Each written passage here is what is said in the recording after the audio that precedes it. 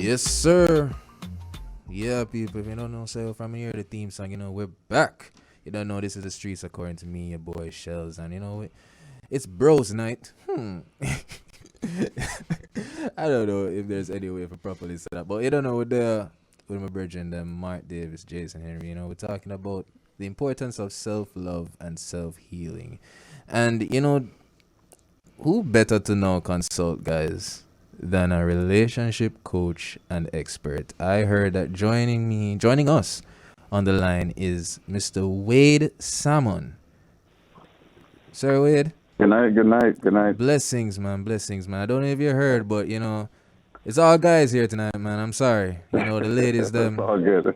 I don't know how I go on, but we tried. But it's really good for me personally. I know for the guys as well, to have gentlemen speaking about this, man. Because, I don't know if you've seen it in your profession where men just kind of shy away from this stuff. Is that true? It is actually true. I host a Sunday night talk with a group of men, and it's called Men Talk, and it's just guys, and we get together and we have conversations. Mm-hmm. And it is better and more open when we can speak amongst ourselves. We can joke, we can crack jokes all the time, but at the same time, we understand that there's some seriousness to the world around us and some things that only us men can understand what we go through. Thanks. And only us men can counsel each other to get through. Thanks. So having a lady in the room sometimes can be a distraction. Mm-hmm. Sometimes it's better to just lock the door and have the men sit down and talk real, unfiltered, in the way that we do without the distraction of a pretty face. yeah, for real. Now, right off the bat, man, how would you? Because we're talking about self-love and self-healing, right, man. How would you describe self-love? I was listening to you guys speak before, and I heard you speaking about the ego and some of the things that are challenges that we are having. One of the things I say to people is, in order to be in a healthy relationship, you have to be healthy within yourself. Mm-hmm. And if you have certain things that you haven't been able to overcome or to get through or to get past or get over, you may not be healthy and ready enough to get into a relationship because you're bringing your what we call baggage into a relationship in hopes that this person will help you pick up a couple of them and carry. But that's not fair on that person because that person may have, may be ready to step out into the world and engage in a relationship. And now because of unresolved challenges that you have within yourself, you're not able to move forward. And so you could cripple that relationship before it even starts because you haven't gotten healthy within yourself. Wow. So I heard someone say, I'm not sure who it was, that said in order to be loved, you have to be able to love yourself. And as cliche as it does sound, self-love is being able to look at yourself and be happy with who you see. And there's a difference between my current self and my ideal self. Wow. And I ask my clients all the time, how far are you from your current self and your ideal self? And have you ever took the time to actually sit down and figure out, who is my ideal self? What does my ideal self look like? Right. And am I doing the things needed to actually get there? So to start that journey of self-love and self-realization and self-actualization, you really have to find out what you consider your ideal self to be. And are you on that journey to being close to that ideal self? Wow. Yo, Mark, Jason, forgive me if I throw all my questions or most of my questions to Wade, because it's very rare I'm going to get a discussion like this for free, right, Wade? But I'm sorry, you think I'm not sending the bill afterwards? We'll tell you. Now I heard Shannon can deal with it. Yeah, man. It's all good. Pick up yourself, Shannon. But and I hope I'm not putting you on the spot, Wade. But I hate to make this like a gender thing, but is there which gender, if there is any, if one is showing more progress than one, but which gender shows more signs of self-healing? Is there a gender that's showing more than one? What do you think? There are, and the ladies are a little bit up ahead of us because us men, we don't have those conversations that surround emotional intelligence and emotional, think about it, growing up in Jamaica, if you start talking about how you feel, what are you called? What are you labeled as? You may not even be able to say some of the things on the radio and what they would call you if you were talking about, I feel this way or this is how I feel. We're discouraged from doing that. We're discouraged from finding out our emotional side of things. And so what are you told from the beginning? You start crying as a boy. Man up, toughen up. What's wrong with you? Why are you crying? Men don't cry. Boys don't cry. And so we're taught from a younger age to hide our feelings and to shell away from being open and being vulnerable. And you see that V word that I just used, vulnerable. And vulnerability? Yeah. It's something that we are told to not even think about, don't get anywhere near. And to be honest, some of the women that we date don't want us to seem like we're vulnerable. They want us to be tough and strong. There it is. And so we put on a facade, we put on an ego, we put on a show for everyone else. But on the inside, we're slowly chipping away. It's slowly dying. We slowly have no idea who our identity is and who our ideal self is. Wow. So the ladies, on the other hand, are cuddled. They're coddled. They're held. They're encouraged to speak about their emotions. They're encouraged to talk. They get in groups of girls and they support each other and they help each other cry and talk and this, that, and the other. And we just don't have that. So the ladies are better equipped to be in tune with their emotions, just based on how they were raised and the things that they were taught and shown. And if a guy starts crying and talking about emotions, some women wouldn't even want him. They want to talk to him. The family looks like, I can't even say some of the words that the family's gonna look at him as. Yeah. But that's what puts us behind, and that's why ladies, are getting married usually around 24, 25, and then men usually around 29, 30, because we start maturing and getting into those things a little bit later. Okay. I mean, this is overall, not in Jamaica. Yeah. It's a little bit different. But statistically, these are what the statistics are saying. Women get married earlier because they're more emotionally ready earlier. Oh, that makes sense. I think that makes sense. Mark, that's the same question, man. Piggybacking on the same question. We're doing a lot of piggybacking. But is it too late? Do you think it will be ever too late for our society to accept, or is our society ready to accept men being vulnerable? That V word. All right, so that's a loaded question to me because I'd say there's no better time than now. There's no better time than now. But is Jamaica ready? Remember the dancer. I don't think so. Yeah. I see where, like, on the Twitter spaces, on social media, where people are trying to create that space for men to, open up and speak. But then when you have, I'm on the radio, not on YouTube, so I can say when you have the Me Too movements and you have feminism and when a man speaks, if it sounds too soft for use radio words, if he sounds too soft, then he'll be attacked. I don't think Jamaica is at the point where we are ready to realize that this is something that is necessary for our healing. Wow, I appreciate that. But I believe there is no better time than now. I agree. I completely agree. Jason, bro, one thing I mentioned earlier, guys, that for my healing process, I've had to kind of cliche alert, look myself in the mirror and come face to face with Sheldon, right? And hold myself accountable. And for me, accountability was like facing the past, which is very difficult. My past self, in a way. Yeah. Jason, is facing the past good for healing? Because a lot of people are so looking forward. They're probably afraid to look back or think it's not necessary. Is it important to look to the past? I would say it's important. Sometimes it will come up in the present, right? So it kind of, what I've seen is that it kind of depends on different people. Some people, they kind of need to go back. They need to look back and see, like, okay, mistakes were made here. I was pained here. It wasn't my fault. Sometimes I think it's my fault. And I need to kind of, like, maybe even talk to someone. Just as Mark was saying before, talk to a therapist, talk to a relationship expert.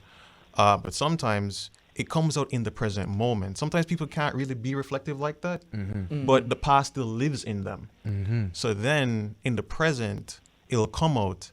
And if they're aware enough, they can catch it. Or if they have a partner, they'll talk about it. And then they will say it to them. And they'll be like, okay, I hear what you're saying. Explain what I did wrong, or explain what's happening here. Right. Yeah. Mark? Yeah, I just Say? wanted to add to what Yeah. he was saying, because what he's describing, and we in this modern culture, especially on social media, we like to use the word loosely, but clear definition of what the word is was what he just said, and that word is triggered. A lot of Oh. people get triggered by things that they feel from the past, but they can't explain. What some people can, some can. Yeah. Well, a lot of people can't explain why they feel the way they feel towards certain circumstances, situations, certain smells. Yeah, You man. understand? Yeah, man. You know, so Yeah, man. it really triggers a lot of people. Yeah. Wade, same question for you. I'm quite interested in hearing. How would you advise persons? Firstly, is it okay to confront the past before moving on with the future when it comes to self-healing? I mean, those who live in the past are condemned to repeat it. Mm. And that's kind of where the past is where the past belongs. One of the psychologists that I follow is one of the pillars of psychiatry, and Adler. He stated that everything that happened in the past is there, and anything you do in the present is based on the actions you make right now and the decisions you make right now. You can choose today to be a brand new person, or you can choose to have your past define the things you're doing right now. You can make an excuse that the trauma that happened in the past is the reason why you're doing the things you're doing right now. But at the end of the day, the reason you're doing the things you're doing right now is because you choose to do the things you're doing right now. You just choose to use the past as an excuse for the things you're doing currently right now. So it's all a choice. The question is just, are you healthy enough to make that right choice, to leave the past where it is and choose to make a new life and choose to be a brand new person? Right. And it's hard because we anchor ourselves to the past and we anchor every decision we made. I was abused, so this is why I'm abusing this. I was this, and this is why I'm doing that. But at the end of the day, those things that happened in the past, and it's hard to say because people hear this and might be triggered, and they might say to me that, man, that's hard to say for me to let go. Not saying to let go. I'm saying to realize that it doesn't have to define who you are. My father wasn't involved in my life when I was younger. I purposely chose to make sure I am involved in my children's life to the point where they think that I'm just being annoying. Right? But that's my choice. I'm sitting on the couch talking to you right now. My son is to my left and my daughter is on the computer right behind me. I have purposely chosen to be in my children's life because my father wasn't in mine. However, there are people who do the opposite because their father wasn't in theirs. They choose to emulate and do that same thing. You know, at the end of the day, it is a choice. And I say all the time to people, I said it earlier today and I keep saying it, you're free to choose, but you're not free from the consequences of your choice. Boom. Absolutely. Mark, wow, that got me. I forgot to write down that. But Mark, do you think healing starts and stops at a certain age? I think healing is constant. Constant. Yeah, because once you move out of the past and you focus on the present, there'll always be things happening in the now that you'll have to really get over. You know, if somebody look at you today and say, "Oh, that challenge your integrity," or somebody doesn't find you attractive, or whatever it is that you were dealing with and you got over it, but then you have no obstacles in your way. You know, healing is constant. Okay. And I cannot neglect to add that the holistic man, you can't leave out spiritually. We need to also focus on what, because I'm not talking about religion, no, you know. Right. You know, because it's up to you if you're Muslim, Christian, whatever you believe in. It's also important to tap into spirituality because that's also a part of your healing. I like that, man. Yo, Wade, I'm just gonna try and phrase a question a different way in terms of healing, right? And age group and whatever. When it comes to healing, like let's say I had an ex who did me badly and I healed from that. Is it possible to be that I won't have to heal from it again? Because I'm kind of just piggybacking from what you said, where healing is constant. But a lot of people would believe that once I heal from this already, it's not supposed to come back and bother me again. Is that true? Is that a thing? Well, let me say this. You go in the kitchen and the stove is on, and you put your hand on the stove and you burn. And you take a few weeks and you heal from it, and now the burn is gone.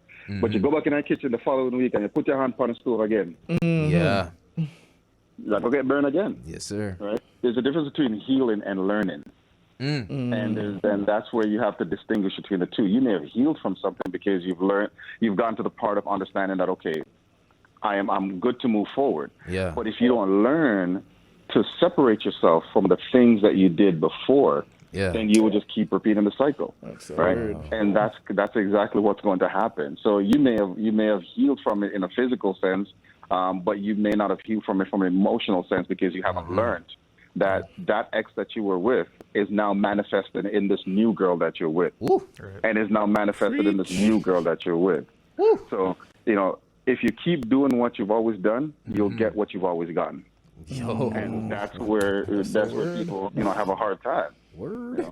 You know, one thing I said to people all the time. I remember this girl. She got vexed with me, and I was honest, and that's what it is. Yeah. She kept on having challenges in a relationship, and I said, there's one common denominator in all these relationships, And she was like, "What do you mean?" I said, "There's one common denominator in all these guys you've been with." Oh. Okay. What do you mean? It's you. Yeah. You are the one common denominator. They didn't choose you. You chose them. You kept going out looking for the same type of man. And you kept dating the same type of man. How are you blaming them and saying men ain't this and men ain't that when you keep choosing the exact same character over and over and over again? So you do what you've always done, you'll get what you've always gotten. Yes, sir. Goes back to accountability, like you were saying, Mark. Accountability. Accountability. One thing about this show, we're going to learn, is that this show ends so quickly. I'm sorry, people. It's that time. But we'd have one more question, bro. Yes. How much you charge? Because you're too good, bro. You're good. Thank you, man. Like I said, just send. You ever hear they say if you have to ask, you can't afford it? Yeah. True that. But listen, man. Thank you so much. Thank you so much, Wade. I really appreciate the insight and the wisdom, man. I really appreciate it. Mark, Jason, man. Enlightening stuff from my bros, man. And Wade, I hope to hear from you soon, but not in a bad way like I'm crying or nothing, just like a big up or something, you see me? But thank you so much once again, man. Absolutely. People. They say the journey for 1,000 miles begins with a single step, Single right? step, exactly. Amen, brother. People, wow. Once again, I think I'm going to be a better man at the end of a show here. Psych. A joke. Listen, people, this has been another enlightening episode, another enlightening show of the streets, according to me, your boy Shelz. People, you don't know, you can reach out. Follow me on Instagram at everything_Shelly. Continue listening to the Bridge 99 FM, where we bridge the gap to the world. You don't know, I'm not normal over here. So, Zine, until next time, big up on yourself. I'm out.